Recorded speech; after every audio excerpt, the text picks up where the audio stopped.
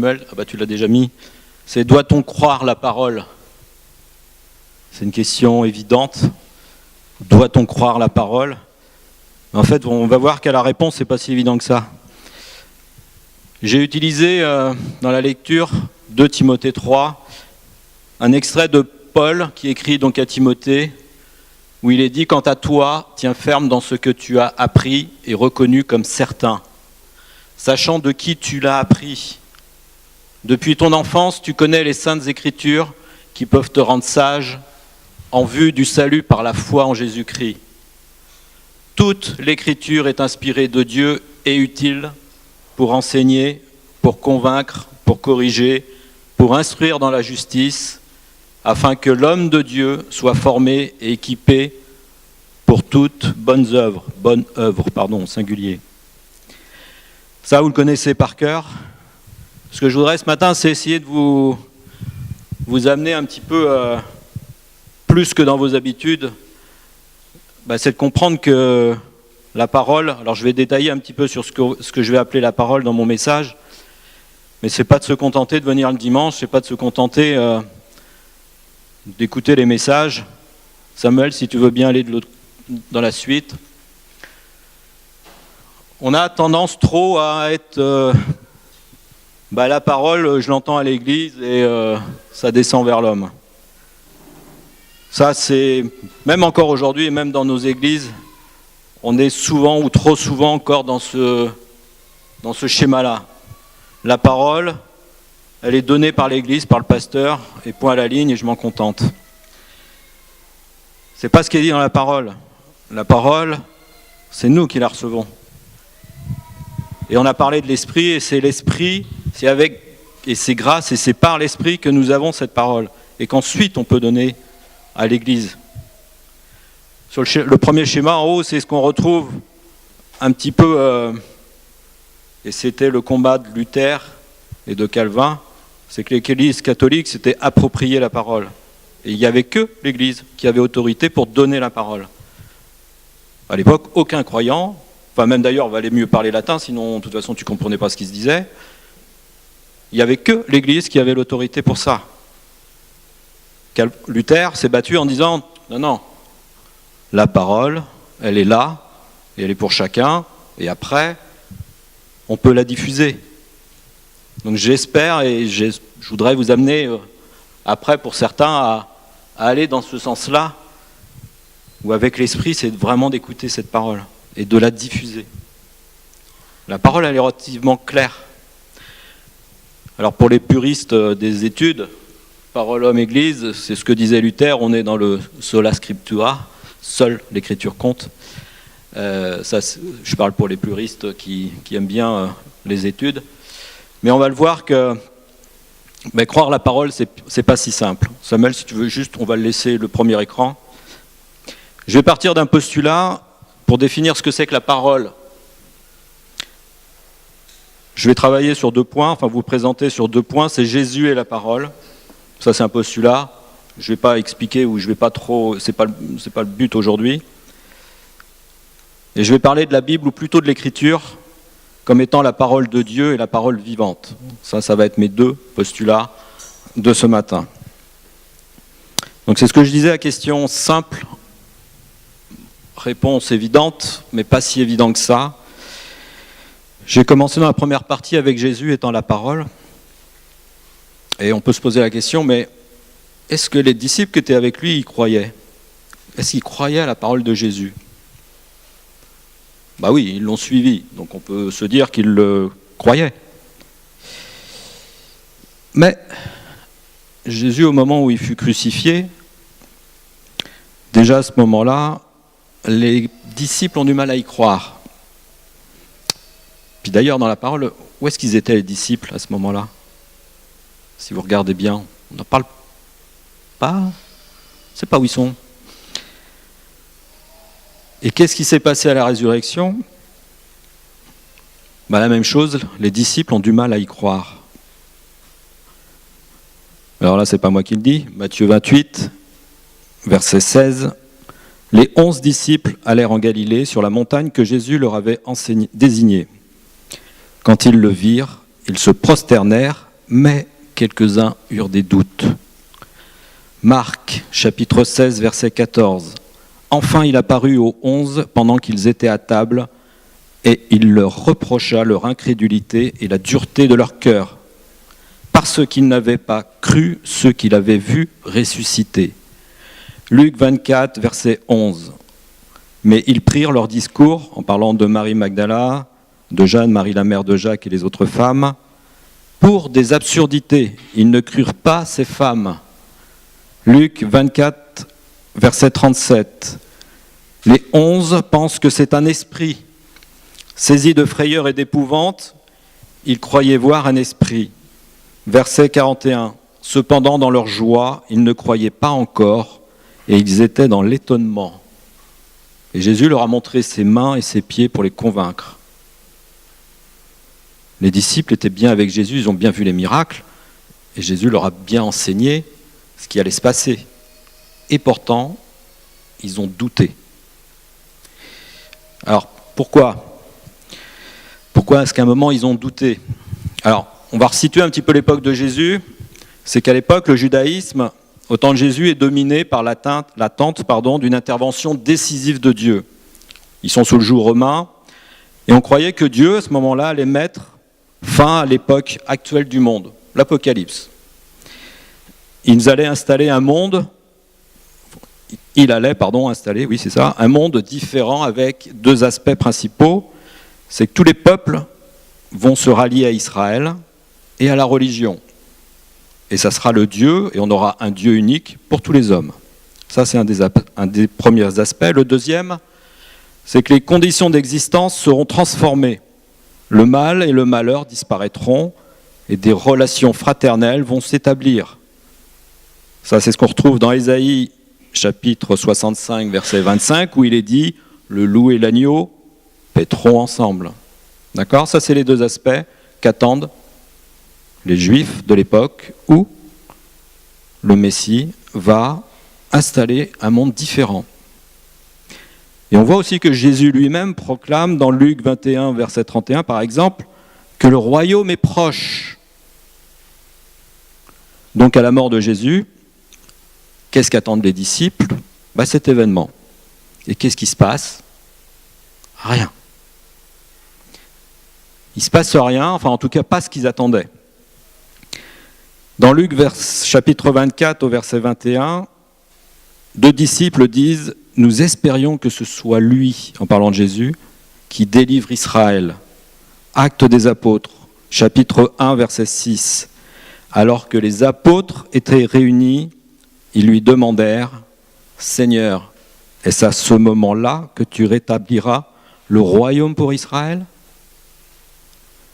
Et Jésus leur répond « Ce n'est pas à vous de connaître les temps ou les moments que le Père a fixés de sa propre autorité. » Même là, la réponse n'est pas très claire.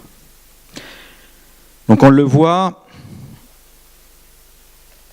même la parole de Jésus, les disciples ont eu un doute. Ce n'était pas un problème de foi, c'était un problème de compréhension. La foi, les apôtres, les disciples l'avaient. Ça, il n'y a pas de problème.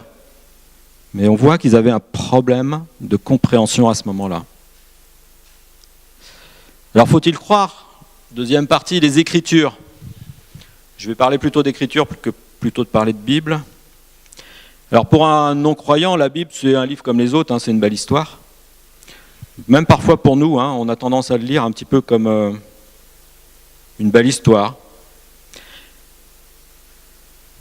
Mais quand on veut évangéliser, on parle à des non-chrétiens, est-ce que vous connaissez tout de la Bible ? Est-ce que vous connaissez l'histoire de la Bible ? Est-ce que vous connaissez la date de création de la Bible ?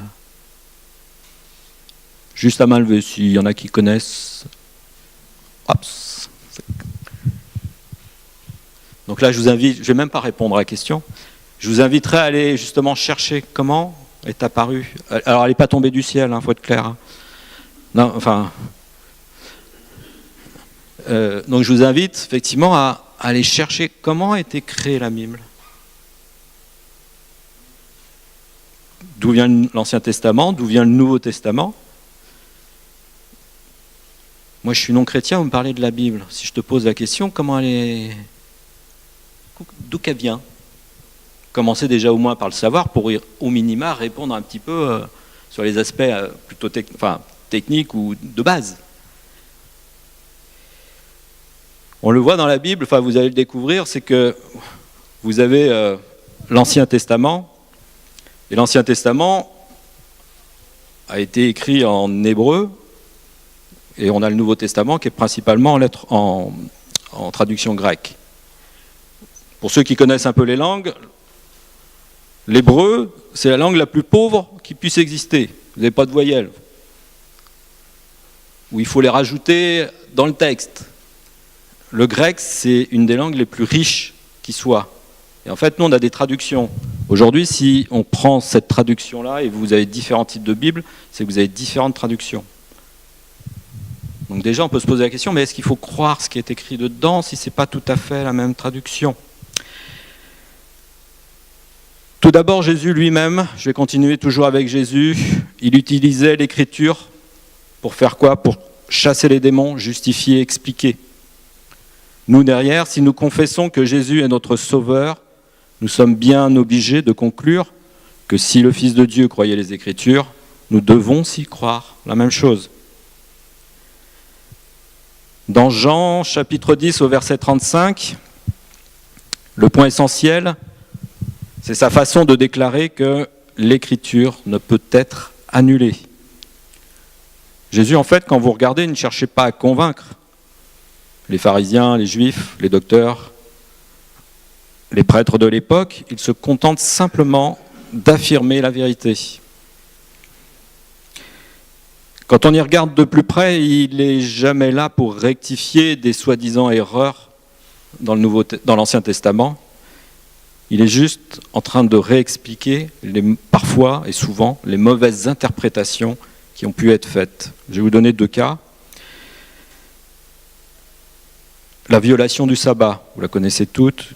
Si vous voulez aller dans Marc, au chapitre 2, alors, excusez-moi ce matin, je vais pas lire avec vous, comme mon message est un peu long, n'hésitez pas à prendre des notes si vous voulez, vous pourrez aller vérifier. Mais dans Marc, chapitre 2, au verset 23 et 28, je vous le fais rapidement, Jésus traverse un champ avec ses disciples et ils sont en train de ramasser les épis de blé et en train de les manger. On est le jour du sabbat. Et là, il y en a qui disent, mais qu'est-ce que vous faites le jour du sabbat ? C'est interdit. Et Jésus, qu'est-ce qu'il fait ? Il ne cherche pas à les convaincre. Il leur dit, mais si vous avez bien lu, dans l'Écriture, il est dit que même le roi David, le jour du sabbat, il a mangé du pain consacré. Là, vous allez le retrouver dans 1 Samuel, chapitre 21, verset 6. Jésus cite l'Écriture. Il ne cherche pas à les convaincre. Deuxième cas sur le divorce. Dans Matthieu 19, de 3 à 9. Là, c'est les Juifs qui essayent de le coincer sur l'aspect du divorce. Mesdames, à l'époque, si votre mari ne voulait plus de vous, il avait juste un courrier à faire. Hein. Et Jésus leur dit, mais c'est pas ce qui est écrit dans la parole. Si tu as bien lu la parole, il est écrit dans Genèse que, simplement après, Moïse pour vous faire plaisir, entre guillemets, pour que ça se passe plutôt bien, a mis des petits amendements sur la loi. Mais la vraie loi, Dieu dit, quand un homme et une femme sont unis, tout ce qui sera uni par Dieu, personne ne pourra le délier. Il y a eu un mariage hier, je ne sais pas si vous l'avez, pour ceux qui l'ont regardé, ils ont rappelé cette vérité. Tout ce que l'homme unira sur terre sera uni dans le ciel et personne ne peut y toucher. Donc Jésus, il ne cherche pas à les convaincre, là, il ramène un petit peu ce qui a été simplement écrit et simplement ce qu'il faut appliquer.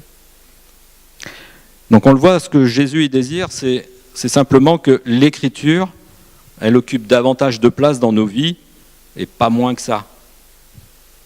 On en a besoin régulièrement, tous les jours, et pas quand l'envie me prend. En deuxième point, la parole, elle est vivante. Jésus renvoie à chaque fois à la parole. N'avez-vous pas lu que le Créateur au commencement ? Troisième point, Jésus réduit au silence le diable en disant « Il est écrit ». Nous aussi, hein, il est écrit. Quatrième point, pour Jésus, l'écriture, elle est puissante, elle est probante et elle fait autorité parce qu'elle est la voix de Dieu. Et cinquième point, même sur la croix, il cita les Écritures. « Père, je remets mon esprit entre tes mains ». Ce qu'il cite, c'est le psaume 31, verset 6. Donc vous voyez là sur est-ce qu'on doit croire la parole ? Jésus y croyait fermement. C'est pas qu'il le croyait, c'est qu'il l'appliquait. C'est la voix de Dieu. Alors l'écriture en elle-même, qu'est-ce qu'il en est ? Ce que dit l'écriture, c'est ce que dit Dieu. Là, c'est pas une question, hein, c'est une affirmation. Hein. Nous devons respecter ce que dit l'écriture. Et on ne rajoute pas des choses dans l'écriture. Certaines confessions disent que Marie, c'est une sainte, et j'en passe, c'est pas dans les textes. Et la parole de Dieu, elle est claire. Alors, oui mais non. Michel, la semaine dernière, nous a rappelé que nous sommes sous la grâce. Tous les écrits du Nouveau Testament nous expliquent ce que c'est et ce qu'il faut vivre. Et ça, il n'y a rien de pas plus clair que ça. Ce qui est nécessaire à notre salut peut être compris même par ceux qui n'ont pas ou peu d'instruction. Quand vous parlez à des non-chrétiens, quand vous leur parlez du salut ou de la grâce, vous pouvez reprendre les textes, c'est pas compliqué à comprendre. Ce que c'est que l'amour, c'est pas compliqué à comprendre. Ah d'ailleurs, en parlant d'amour, je parlais du mariage tout à l'heure. Il y en a qui ont vu le mariage là. Le prédicateur américain, si vous n'avez pas compris ce que c'était que l'amour, hein, donc enregistrez-le, prenez-le, et s'il y en a qui ne savent pas ce que c'est que l'amour, relisez-le. Hein, parce que, waouh, sacré message. Alors comme c'est vu par 2 milliards de personnes, waouh, quel témoignage. Enfin ça c'est clair. Alors oui, il y a des portions dans l'Église, dans l'Écriture, qui ne sont pas claires, d'autres qui ne sont pas évidentes. Elles n'ont pas toutes des significations simples, mais je dirais c'est quelquefois pour des histoires parfois de détails. Mais la généralité, la grâce, le salut, ça c'est clair. J'ai noté que l'Écriture avait 4 aspects. La parole, elle est suffisante à elle-même, il n'y a pas besoin d'en rajouter. Et pourtant, on a tendance à le faire. Elle est claire, parce qu'elle permet aux animateurs d'études, aux études bibliques, et là je vous invite à venir aux études, je fais une parenthèse là, pub, je fais une parenthèse, mais venez aux études bibliques. Moi je ne peux pas y aller, par contre Catherine me les envoie, et je vous assure que la richesse qu'il y a à l'intérieur, c'est super. Donc allez-y, si vous ne pouvez pas venir comme moi, demandez à Catherine qu'elle vous les envoie, mais lisez-les, enfin, je ferme ma pub. Mais ça permet effectivement cette clarté d'être au niveau des animateurs, au niveau des groupes de maison, au niveau des enseignants, aussi aux enfants. Il n'y a rien de plus clair que d'enseigner aux enfants. Les enfants, ils comprennent ce que disent les enseignants. Pourquoi ? Parce qu'elle est claire. Troisième point, l'écriture, elle fait autorité. Alors ça permet effectivement, comme je suis là, de prêcher plutôt avec audace, de dire c'est comme ça et c'est pas autrement. Et qu'il n'y a pas de discussion sur certains points d'autorité. Et quatrième point, elle est nécessaire, l'écriture est nécessaire, vous en avez besoin et on en a besoin parce qu'elle permet d'évangéliser. D'accord ? Ça c'est votre support et c'est ce qui permet d'évangéliser. Un non-chrétien ne va pas vous croire sur parole, enfin, parce que vous êtes gentil. Vous avez besoin de ce support-là. Alors je dirais, quelle que soit l'époque, les chrétiens se battent pour ces 4 aspects. On a la chance en France de pouvoir s'exprimer librement, ce n'est pas le cas partout. Enfin, je dis aujourd'hui, ce n'était pas le cas il y a quelques années. Et Luther nous a donné l'accès à la lecture pour tous. N'oublions pas non plus nos origines. Si Luther n'avait pas dit un jour ça, c'est le sola scriptura, on en serait toujours au premier schéma. Des gens se sont battus pour faire garder la parole claire. Alors dans nos vies, cette écriture-là que l'on a, là je parle plus avec autorité et avec affirmation que tout à l'heure je vous ai que pour un non-chrétien, et moi le premier, avant de tomber dans le chaudron, comme Obélix, il est écrit ici, depuis ton enfance, tu connais les Écritures. Tant mieux si, depuis que vous êtes enfant, vous avez entendu parler des Écritures. Moi, Cathy, mon épouse, elle a entendu ça depuis qu'elle est toute petite. Enfin, je dirais que c'est plutôt elle, Obélix, moi je suis Astérix. Elle est tombée dedans quand elle était petite, elle sait ce que c'est. Je dirais dans les familles où on entend parler de la parole, tant mieux, c'est le meilleur canal. Mais ce n'est pas le cas de tout le monde. Moi, le premier, et je sais que beaucoup ici, c'est pas votre famille qui vous avait dit, tu sais, la parole, c'est sûr. Non. Non. Donc, quelqu'un qui n'est pas chrétien, vous lui donnez le livre et vous lui dites rien, il va le lire comme une belle histoire. Si vous aimez les romans historiques, vous lisez l'Ancien Testament, c'est super. Mais qu'est-ce qu'on a besoin dans nos vies pour comprendre l'Écriture ? On a besoin de l'Esprit de Dieu. On a besoin de cet esprit. Stéphane nous a rappelé que la Pentecôte, mais on a besoin de l'Esprit de Dieu dans nos vies pour nous aider à connaître réellement les pensées de Dieu, car seul lui, il en est capable de nous expliquer qui il est. Dans 1 Corinthiens chapitre 2, verset 11, il nous dit sans ambiguïté que Dieu seul est capable de nous parler de Dieu. Alors on a tous donné notre cœur à Dieu, à Jésus, mais notre vie a-t-elle accepté de nous laisser conduire par le Saint-Esprit ? Et n'avons-nous pas attristé est-ce qu'on n'est pas en train d'attrister l'esprit, souvent par notre comportement, par une accumulation de péchés que, finalement, on est pécheur, je vais les garder. Puis en fait, on ne cherche pas à les supprimer, mais on attriste l'esprit. Dieu est saint, Michel nous l'a rappelé la semaine dernière, Dieu est saint et nous devons être le plus saint possible pour s'approcher de lui.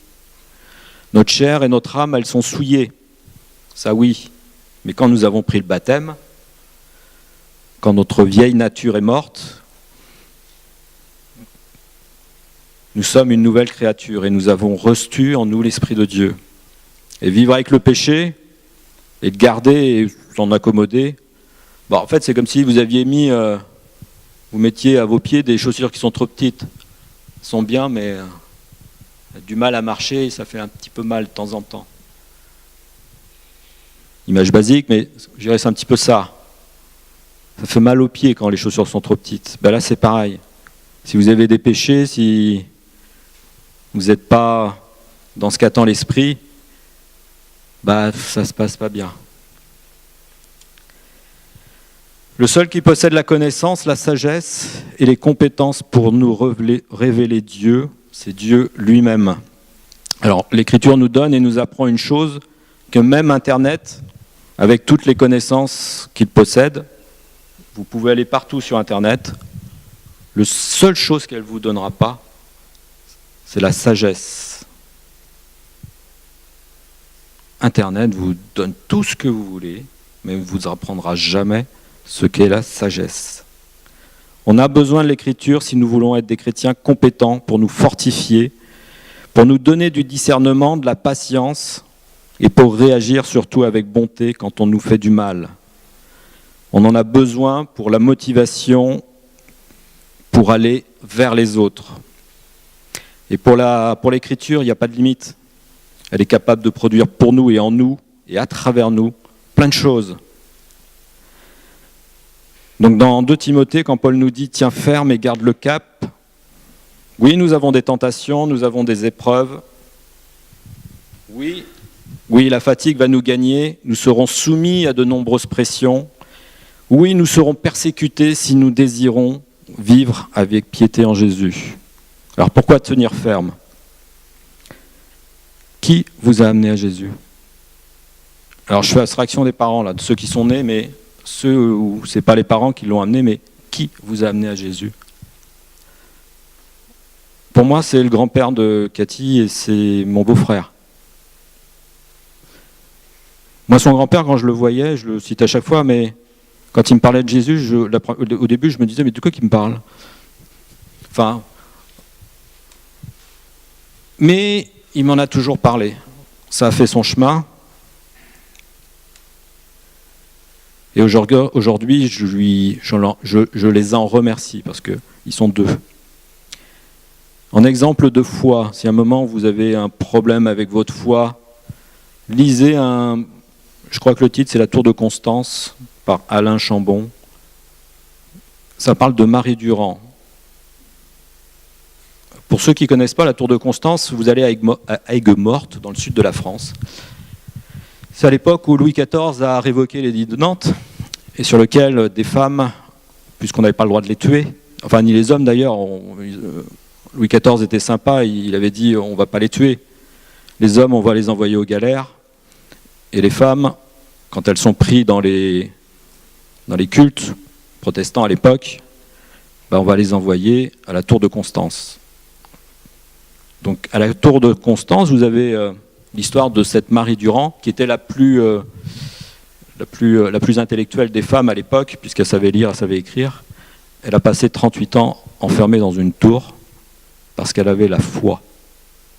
Parce que ses parents lui avaient enseigné cette foi, parce que son père lui avait enseigné cette foi, parce que ses frères et sœurs avaient cette foi en Christ. Elle n'était pas toute seule, hein, il y en avait d'autres. Il y en a une, je crois qu'elle a dû faire 42 ans, enfermée dans la tour. Et pourtant, elles avaient juste à dire, pour sortir. Louis XIV, il avait été clair, hein, il avait dit soit vous êtes catholique, soit vous restez, les hommes aux galères, soit... Elle avait juste une chose à faire si elle voulait être libre, elle avait juste à dire « je renie ma foi », c'est tout. Et elle était libre. Mais elle a dit non. Moi je garde, j'ai la foi. Elle a passé 38 ans dans cette tour. Alors quand vous y allez, vous avez vite fait le tour, hein, ça c'est clair. Et les conditions de vie à l'époque, vous n'aviez pas la télé, vous n'aviez pas Internet, vous n'aviez pas le chauffage et j'en passe. Je vous invite à le lire, que c'est vraiment un livre où... tu te dis, moi j'ai un petit bobo, parce que ma foi elle est chancelante, là tu te dis, si je dois passer 38 ans enfermé dans une tour comme ça, waouh. Quand ça ne va pas, quand on n'a pas de réponse, et quand on se dit, à quoi ça sert, à quoi bon, avant de balancer la Bible derrière vous et de dire, ça sert à rien, réfléchissez et pensez d'abord à qui vous en a parlé, qui vous l'a enseigné, pourquoi vous êtes là.